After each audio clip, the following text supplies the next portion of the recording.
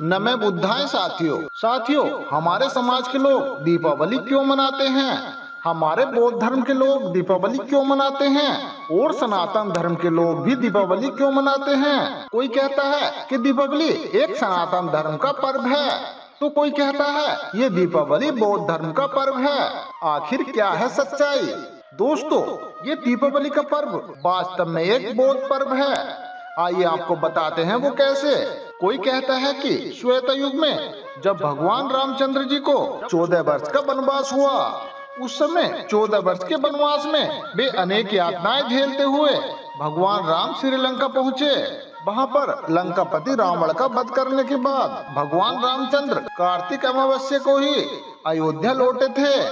इस उपलक्ष्य में समस्त अयोध्यावासी भगवान राम के वापस होने पर खुशी मनाते हुए घी का दीपक जलाया था। तब से दीपावली का पर्व मनाया जाने लगा है। तो फिर दीपावली के दिन भगवान राम को छोड़कर माता लक्ष्मी और गणेश जी की पूजा क्यों की जाती है? तो कोई कहता है कि कार्तिक अमावस्या का ही वो दिन है जब पहली बार बुद्ध ज्ञान प्राप्त करके अपने राज्य कपिलवस्तु वापस आए थे और उनके स्वागत में राज्यवासियों ने दीप जलाए थे। पूरा साम्राज्य दीपकों से नहा लिया था। बुद्ध के वापस घर आने की खुशी में पूरे राज्य में दीपक जलाए गए थे। इस दीपावली के बारे में पूरी सच्चाई जानने के लिए हमारे इस वीडियो में बने रहें। नमस्कार दोस्तों, बुद्ध मोटिवेशन यूट्यूब चैनल में आपका दिल से स्वागत है। अगर आपने अभी तक हमारे चैनल को सब्सक्राइब नहीं किया है तो फिर जल्दी से सब्सक्राइब कर लीजिए, वीडियो को लाइक और अपने दोस्तों में शेयर भी कर दीजिए। तो आइए जल्दी से वीडियो शुरू करते हैं। जब हम किसी व्यक्ति से पूछते हैं कि दिवाली का उत्सव क्यों मनाया जाता है, तो जवाब मिलता है कि इस दिन राम अयोध्या आए थे और उनके स्वागत में अयोध्या वासियों ने दीप जलाए थे। जब रामचरितमानस का अध्ययन किया गया तो रामचंद्र जी बैसाखी के महीने में अयोध्या आए थे, जो कि अप्रैल का महीना होता है। तो इस बात से यह सिद्ध हो जाता है कि राम के वजह से दीपावली नहीं मनाई जाती। यह तो पूरी तरीके से कंफर्म है। अगर ये दीपावली राम के कारण मनाई जाती, जब राम वनवास से वापस आए थे उस कारण दीपावली मनाई जाती, तो जाहिर सी बात है तो इस पर्व को अप्रैल के महीने में मनाया जाता, जो कि इतना बड़ा उत्सव पूरे भारत में मनाया जाता है। इसका कारण जानने के लिए जब अध्ययन किया गया तो मुख्य रूप से दो बातें सामने आई। पहली बात, दीपावली का उत्सव कार्तिक पूर्णिमा की अमावस्या को मनाया जाता है। कार्तिक अमावस्या का ही वो दिन है जब पहली बार गौतम बुद्ध ज्ञान प्राप्त करके अपने राज्य कपिलवस्तु वापस आए थे और उनके स्वागत में राज्यवासियों ने दीप जलाए थे। पूरा साम्राज्य दीपों से नहा लिया था। पूरे राज्य में इतने दीप जलाए गए थे बुद्ध के घर लौटने की खुशी में कि पूरा शहर जगमगा गया था। और दूसरी बात यह है कि जब सम्राट अशोक ने बौद्ध धर्म की यात्रा की तो उनको इन घटनाओं के बारे में मालूम हुआ। सम्राट अशोक ने ये प्रण लिया कि थागत बुद्ध एवं उनके शिष्य द्वारा किए गए 84,000 उपदेशों को जीवित करूंगा। उन्होंने अपने राज्यों को, जो कि ईरान, इराक और अफगानिस्तान तक फैला हुआ था, 84,000 थंब स्तूप स्मृति चिन्ह के लिए हर जगह बनवाए।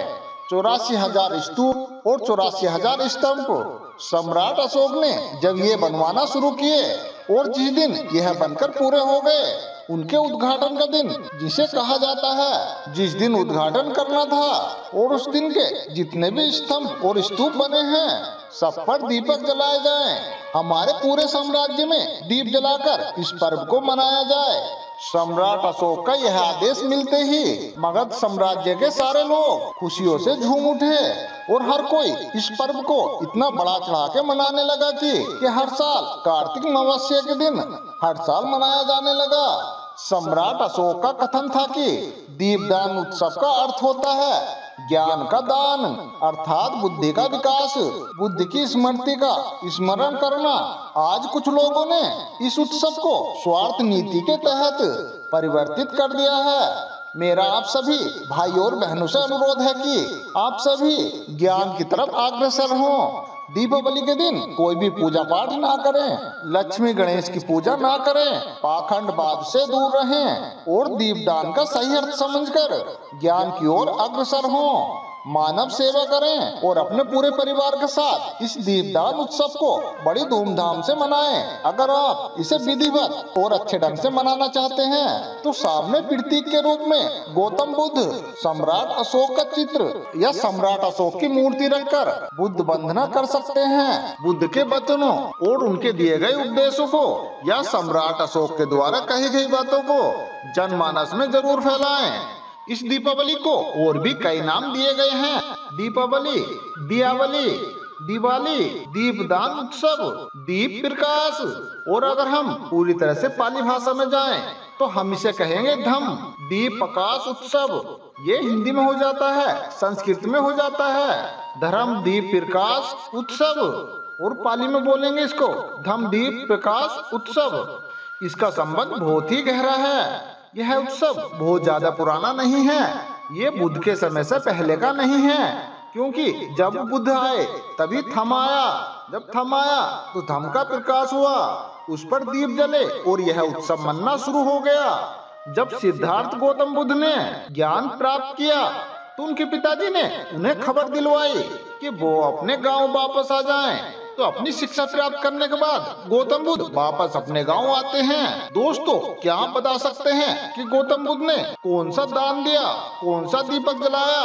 दोस्तों, क्या आपको पता है कि भोजन का दान, जिसको हम बोलते हैं पिंडदान, या वस्त्र का दान, या धन धान्य का दान, या अभयदान, यानी कि किसी का भय हटा देने का दान, और भी बहुत सारे दान हैं। इन सभी दानों में से जो सबसे बड़ा दान है जो गौतम बुद्ध जी ने बताया वो है धम्म दान। जिसको आप धम्म का दान दे देते हैं उसे फिर किसी भी दान की आवश्यकता नहीं होती, उसके पास सारी चीजें आ जाती हैं।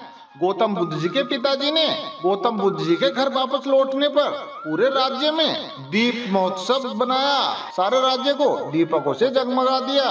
बस तभी से ये दीपावली मनाई जाती है। भारत में मनाए जाने वाले सभी त्योहारों में से सामाजिक और धार्मिक दोनों दृष्टि से अत्यधिक महत्व है। दीपावली भारत में सबसे अधिक महत्वपूर्ण त्योहारों में से एक है। दीपावली एक दीपों का त्योहार है। आध्यात्मिक रूप से यह अंधकार पर प्रकाश डालता है। इस दीपावली को दीप उत्सव भी कहा जाता है। दोस्तों, यह दीपावली बौद्ध धर्म से निकला हुआ उत्सव है। इस दीपावली में गजलक्ष्मी की पूजा होती है, जो कि इन तस्वीर को पूजने की परंपरा है। क्या आप जानते हैं गजलक्ष्मी की यह तस्वीर कहां से आई और इस प्रतिमा का निर्माण किसने किया? दरअसल ये एक पेंटिंग है जो भारत के मशहूर पेंटर रवि वर्मा ने जो सन 1896 में बनाई थी। राजा रवि वर्मा ने गजलक्ष्मी के अनेक चित्र बनाए हैं जो आज तक आस्था का प्रतीक हैं। गजलक्ष्मी की पेंटिंग क्या रवि वर्मा की कोई कल्पना थी या फिर उन्होंने यह तस्वीर किसी धार्मिक स्थान पर देखी थी? तो आइए दोस्तों, इतिहास के पन्नों में गजलक्ष्मी की तस्वीर को ढूंढते हैं। भारतीय शिल्पकला का इतिहास बौद्ध सभ्यता से संपूर्ण भरा हुआ है। दोस्तों, मेरा आपसे सवाल है कि गौतम बुद्ध बुद्ध बनने से पहले किस भगवान को मानते थे? क्या भगवान राम को मानते थे, या भगवान हनुमान जी को मानते थे, भगवान ब्रह्मा को मानते थे, विष्णु को मानते थे, या भोलेनाथ जी को मानते थे? आप कमेंट में हमें बताइए कि गौतम बुद्ध बौद्ध बनने से पहले किस भगवान को मानते थे। दोस्तों, इस सवाल के जवाब में हम आपसे कहना चाहते हैं, पाखंडी लोग बुद्ध को विष्णु का नवावतार कहते हैं, जैसे कि कई जगह उनके बारे में कहा जाता है। इसके साथ ही वाल्मीकि रामायण में गौतम बुद्ध जी को चोर कहा जाता है। बौद्ध मतावलंबी यानी कि बुद्ध थम को मानने वाले और बुद्ध के पथ पर चलने वाले लोगों को भी चोर कहा गया है। और यह भी कहा गया है कि जिस प्रकार चोर को दंड दिया जाता है और उसी प्रकार बुद्ध और बौद्ध मतावलंबियों को दंड देना चाहिए। यह बात तो क्लियर हो गई कि बुद्ध विष्णु के अवतार नहीं थे। अगर गौतम बुद्ध विष्णु के अवतार होते तो यह लोग बुद्ध के बारे में इतनी गंदी बात नहीं लिखते। अब सवाल ये है कि गौतम बुद्ध किस भगवान को मानते थे? ब्रह्मा, विष्णु, महेश, इनमें से किस भगवान को मानते थे? तो आइए इस बात को मैं एक उदाहरण से समझाता हूँ। एक रामू अपने पिता की शादी में गया था और उसने पेट भरकर खाना खाया। क्या रामू अपनी पिता की शादी में जा सकता है? वह रामू अपनी पिता की शादी में नहीं जा सकता क्योंकि वो पैदा ही नहीं हुआ था। रामू तो शादी के बाद पैदा हुआ था। जब रामू पैदा ही नहीं हुआ था तो वह अपने पिता की शादी में कैसे गया? यह तो पूरा का पूरा झूठ है, पूरा का पूरा झूठ का पलिंदा है। तो इसके पीछे का सच क्या है, आइए आपको बताते हैं। इसका सच ये है कि जब गौतम बुद्ध थे तो उस समय न ब्रह्मा थे, न विष्णु थे और न ही महेश थे। हिंदू धर्म के देवी देवता जिनको कहा जाता है वह लोग बुद्ध के समय काल तक बना ही नहीं गए थे। ये सब कब बनाए गए थे ये जानना भी आपके लिए बहुत जरूरी है। 8वीं शताब्दी के बाद पाल वंश जब चल रहा था उस समय 8वीं शताब्दी के बाद कुछ पाखंडियों ने बुद्ध धाम का जो महायान था, जो वज्रयान था, इनकी जो देव और देवियां होती थी, इन सबको कब्जाने के लिए अलग अलग देवी देवताओं का नाम रोशन किया और उन्हें पाखंडियों ने अपने धर्म में शामिल कर लिया। तो दोस्तों, जब गौतम बुद्ध थे तो उस समय भारत में कोई भी ईश्वर नहीं थे, कोई भी भगवान नहीं थे। उस समय का ना ही कोई शिलालेख है, ना कोई मंदिर है और ना ही कोई इनका एक भी प्रमाण है। इन पाखंडियों ने नई नई कहानियां बनाकर अपने धर्म का निर्माण किया है।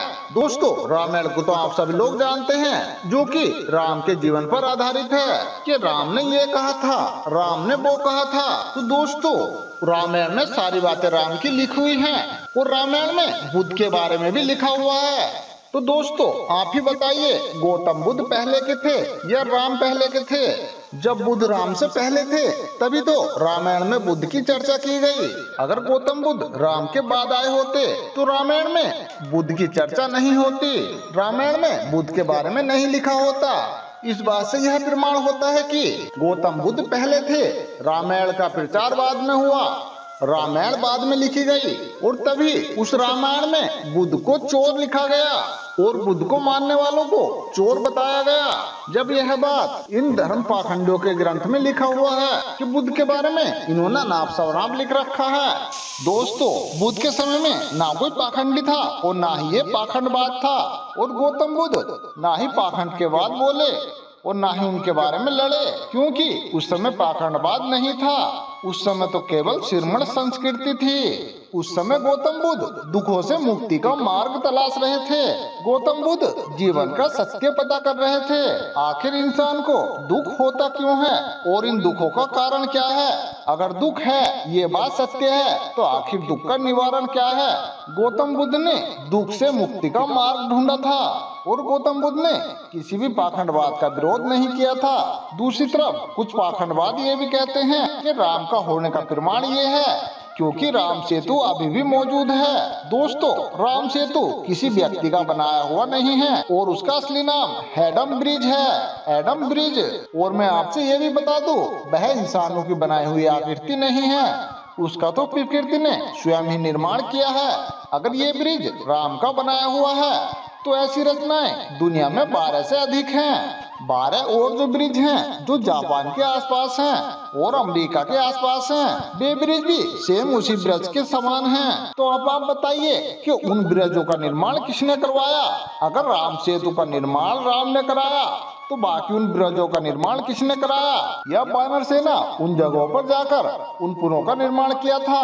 और जो तैरते हुए पत्थर का राज है, इस बात को तो आप सभी लोग जानते हैं। जो ज्वालापुर से निकले हुए पदार्थ जो पत्थर का आकार ले लेते हैं, वो पानी पर तैर जाते हैं और वो पानी में डूबते नहीं हैं। ऐसे पत्थरों को आप घर ला सकते हैं और आप उसे पानी में तैरा सकते हैं और भगवान राम की तरह आप भी भगवान बन सकते हैं। कुछ लोग तो ये भी कहते हैं कि भारत के मंदिर बहुत प्राचीन हैं। ये बात सही है कि भारत के मंदिर बहुत प्राचीन हैं, लेकिन वह इन पाखंडियों के पूर्वजों के मंदिर नहीं हैं। वह बौद्ध धर्म के वज्रयान और शाखायान के मंदिर हैं। चाहे आप किसी भी मंदिर का नाम ले लीजिए, केदारनाथ, बद्रीनाथ, चाहे जगन्नाथपुरी मंदिर, या फिर आप महाकाल की बात कर लीजिए, या फिर आप राम मंदिर की बात कर लीजिए। राम मंदिर की खुदाई में बुद्ध धर्म के प्राचीन चिन्ह मिले थे। इस बात को सुप्रीम कोर्ट ने भी कहा था और मीडिया के थ्रू आपने ये प्रूफ देखा भी था। ये सभी के सभी प्रमाण ये कहते हैं कि भारत में जो भी प्राचीन मंदिर हैं 8वीं शताब्दी से पहले के, वह सभी के सभी मंदिर बुद्ध धर्म से संबंधित हैं और वहाँ से बुद्ध अवशेष निकलते हैं। तो दोस्तों, कहने का मतलब ये है, ये जो दीपावली का पर्व है यह बौद्ध पर्व है। यह पर्व भगवान राम के जन्म से भी पहले से मनाया जाता है और कुछ पाखंडियों ने इसे भगवान राम का नाम लेकर अपना पर्व बना लिया है।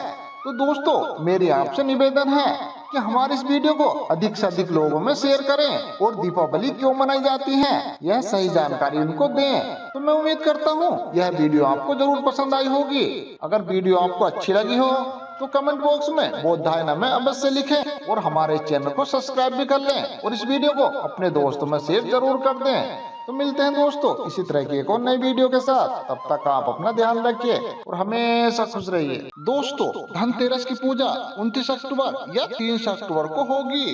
धनतेरस क्यों मनाया जाता है? क्या धनतेरस एक हिंदू पर्व है या धनतेरस एक बौद्ध पर्व है? बौद्ध धर्म के मानने वालों का कहना है कि यह धनतेरस एक बौद्ध पर्व है जिसका नाम बदलकर बौद्ध धर्म को समाप्त करने के लिए धनतेरस को हिंदू पर्व बनाया गया है। दोस्तों, आइए आपको बताते हैं यह धनतेरस बौद्ध पर्व क्यों है। अगर आप इन सभी जानकारियों को पाना चाहते हैं तो हमारी इस वीडियो को पूरा जरूर देखें। नमस्कार दोस्तों, बौद्ध मोटिवेशन यूट्यूब चैनल में आपका दिल से स्वागत है। धनतेरस एक बौद्ध पर्व है। किस प्रकार कुछ पाखंडियों ने बौद्ध विरासत या जो बौद्ध पर्व होते थे, किस तरह से एक कथा कहानी या एक नया झूठा इतिहास जोड़कर कुछ झूठी किताबों की रचना करके इतिहास को बदलने के लिए और बौद्ध धर्म को खत्म करने के लिए या उनको अपने हिसाब से परिवर्तित करने के लिए बौद्ध पर्वों को हिंदू पर्व बनाया जा रहा है। जो कुछ पाखंडी लोग थे वह बौद्ध धर्म के साथ नए नए खेल खेलते रहते थे, जैसे कि जो दीपदान उत्सव होता है उसे दिवाली बना दिया। उन्होंने अनेक बौद्ध पर्वों को बिल्कुल परिवर्तित कर डाला। आज की इस वीडियो में आप धनतेरस के बारे में समझ पाएंगे। हमारी आज की वीडियो आखिर तक जरूर देखिए। पाली भाषा को खो देने पर बात का बतंगड़ बनकर समाज को वो कैसे दूषित करता है, आप इस बात को धनतेरस से समझ सकते हैं। आप इस गुप्त कला शिलापट को देखिए जो कुम्हरार पुरातात्विक स्थल पटना में लगा है। उस शिलापट में साफ साफ लिखा है, कुम्हरार स्थल पर श्री आरोग्य विहार भिक्षु संघ नाम से एक अस्पताल संचालित था जिसके प्रमुख वैद्य धन्वंतरी थे।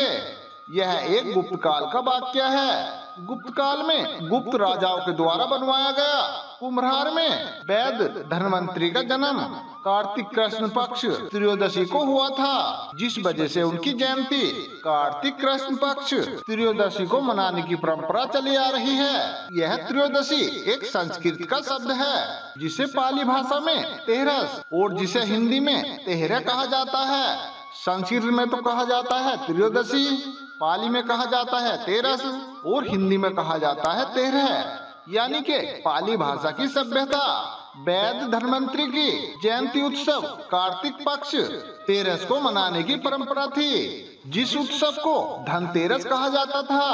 परंतु आज ये धनतेरस की परंपरा कार्तिक त्रयोदशी के दिन समाज को दूषित करते हुए बेहद कर्मकांड का पहाड़ बना दिया गया है। भाषा की भूल से बात का बतंगड़ कैसे बनता है आप इस धनतेरस के नाम पर देख सकते हैं। चलिए दोस्तों, आप ये समझिए कि इस समय धनतेरस क्यों मनाया जाता है। अब पाखंडियों ने इसे कौन सा नया रूप दिया है।